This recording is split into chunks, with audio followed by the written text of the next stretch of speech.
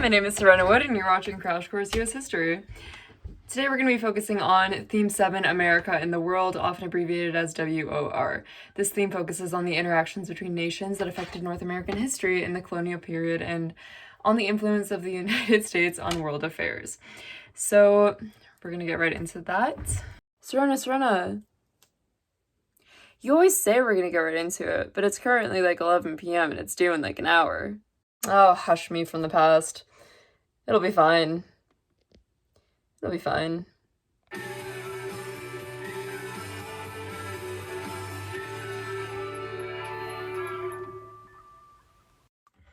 You've heard it a million times. In August 1492, Columbus sailed the ocean blue. The Spanish king and queen chartered a trip to Asia, except he didn't end up in Asia. He ended up in the present-day Bahamas, where he was able to colonize the West Indies with more than 1,000 Spanish men before his death. This contact between the Europeans and the natives brought disease such as smallpox, killing several million Native Americans. However, this contact also brought some good crops such as bananas and sugar, as well as domestic livestock such as sheep, cattle, and horses. The other side of the ocean fared just as well from this exchange, actually probably better because they didn't die as much, and they were introduced to new agricultural methods and techniques, maize and other American crops, and this was the Colombian Exchange. However, due to diminishing native populations in some areas due to war and disease, the Spaniards required more bodies for its workforce, prompting them to begin importing slaves from Africa. The rising demand for sugarcane led to an increased need for slaves as well, which prompted wars between African kingdoms and efforts to capture more potential slaves. Moving forward, the Virginia Company of London was a joint stock company chartered by King James I in 1606 to establish a colony in North America. Such a venture allowed the crown to reap the benefits of colonization, natural resources, new markets for English goods, leverage against the Spanish, without bearing the costs. In the 1650s, after the Restoration, Great Britain passed strict laws to keep the colonies under control, 3 of them total, but we're just going to look at one right now. This one forced the colonies to only trade with Europe, and Europe could tax them for it. These laws were largely avoided by the colonists, and often they would be claiming to sail to Europe to trade, when in actuality they would be going to the Spanish or the Dutch ports. In 1789, the French Revolution broke out, sending shock through Europe and the United States. As the French overthrew their monarchy and declared a republic, many Americans supported this revolution. Democratic Republicans seized on the French revolutionary struggle against the monarchy as the welcome harbinger of a larger Republican movement around the world. To the Federalists, however, the French Revolution represented pure anarchy, especially after the execution of the French king in 1793. Along with other foreign and domestic uprisings, the French Revolution helped harden the political divide in the United States in the early 1790s. Wonderful.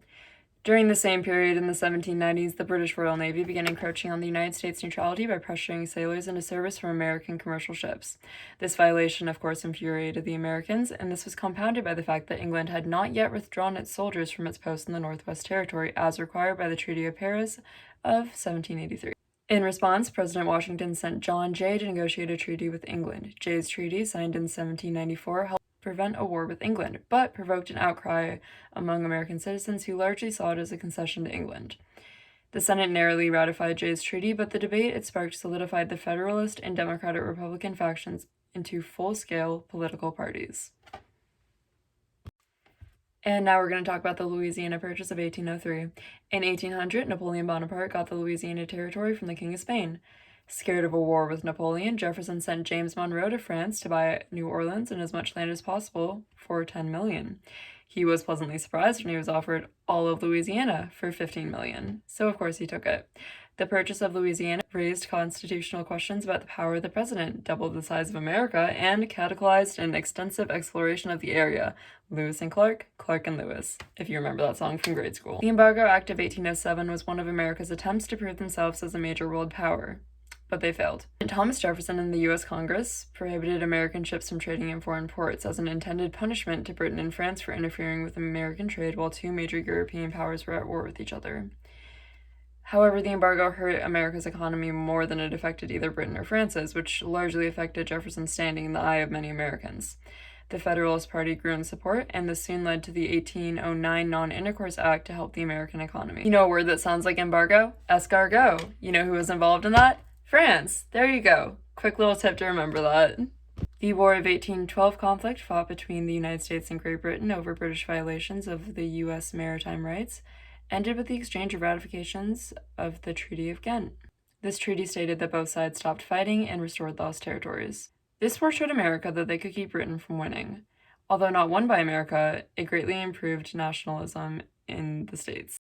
The Monroe Doctrine of 1823 warned European nations that the United States would not tolerate further colonization or puppet monarchs. The doctrine became a mainstay of U.S. foreign policy, laying the groundwork for U.S. expansionist and interventionist practices for the decades to come.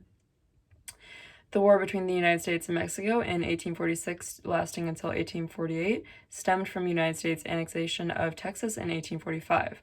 This war resulted in the United States acquisition of more than 500,000 square miles of Mexican territory extending westward from the Rio Grande to the Pacific Ocean.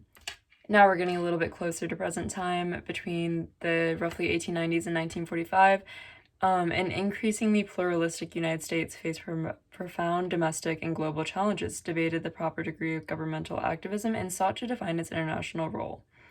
World War I began in 1914 after the assassination of Archduke Franz Ferdinand of Austria. Germany, Bulgaria, the Ottoman Empire, and Austria-Hungary, the Central Powers, fought against the Allied powers, which were Great Britain, France, Russia, Romania, Italy, Japan, and the United States. New war technologies, along with the dreaded trench warfare, led to unprecedented amounts of death and despair. By the time the Allied powers took their victory, more than 16 million people, civilians and soldiers alike, had perished. During the 1930s, the combination of the Great Depression and the memory of fresh losses from World War I contributed to pushing American public opinion and policy towards isolationism. The Neutrality Acts were laws passed in 1935, 36, 37, and 39 to limit U.S. involvement in future wars. They were based on the widespread disillusionment with World War I in the early 1930s and the belief that the United States had been drawn into the war through loans and a trade with the Allies. World War II began with the German invasion of Poland. The world divided into the Allies and the Axis powers, and for the beginning of the war, America did declare neutrality, although that didn't last for long. Although America didn't partake in much of the fighting, it was the main source of supplies for the Allies. World War II did lead to the construction of the UN, which the US joined, unlike the League of Nations earlier.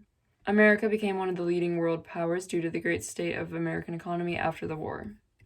The Marshall Plan of 1948 and the Truman Doctrine of 1947 were sources of military and economic aid to European and Middle Eastern countries to try to help curb the spread of communism. America did adopt a very interventionist policy to help try to keep the spread of communism from getting too bad. Following the surrender of Nazi Germany at the end of World War II, the uncomfortable wartime alliance between the Soviet Union, the United States, and Great Britain began its inevitable decline. In 1949, the US, Canada, and its European allies formed the North Atlantic Treaty Organization, also known as NATO. The alliance between the countries of the Western Bloc was a political show of force against the USSR and its allies. In response to NATO, the Soviet Union in 1955 consolidated power among Eastern Bloc countries under a rival alliance called the Warsaw Pact, setting off the Cold War, which would last for a very, very, very long time. The collapse of the Soviet Union started in the late 1980s and was complete when the country broke up into 15 independent states on December 25, 1991. This signaled the end of the Cold War between the Soviet Union and the United States. And bringing us to about present time, the 9/11 terrorist attacks.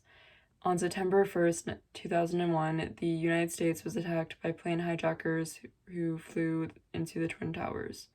By taking thousands of lives and causing so much destruction, the 9/11 terror attacks redefined our foreign policy in the 2000s. This turned our attention to curbing further terrorist attacks in Iraq and Afghanistan, as well as catalyzing efforts in our airports and government surveillance to promote national security. I would like to thank Thought Bubble for providing me with absolutely nothing because I don't actually use Thought Bubble, but I would like to thank you guys for listening and watching and helping me through this as I am making it. Anyway, have a great night. Thank you. Bye.